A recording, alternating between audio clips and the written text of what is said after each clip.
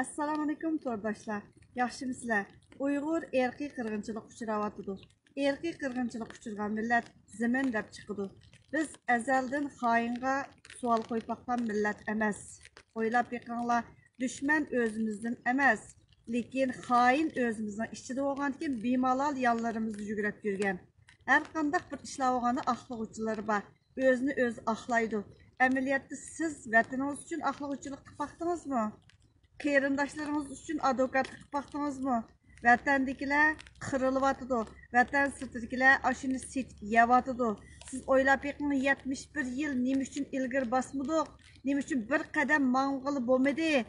Nima uchun mushu hozirgida qirg'inchilik yuz beryotidi?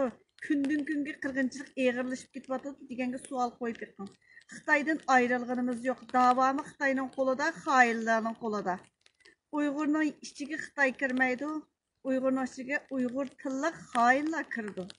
Savol qo'yib beqing, to'g'ridagi narsalar ozroq bir narsangiz bo'yicha sizda xoin deydi. Nima uchun? Cho'ng dadilariga tegib ketadi. Xitoyning yanida o'ltag'anlar Uyg'ur tilli xoinlar bo'lgandikin, Xitoyni ko'chirsangiz, keyinidagi xoinlar chiqadi, shuning tegib ketadi.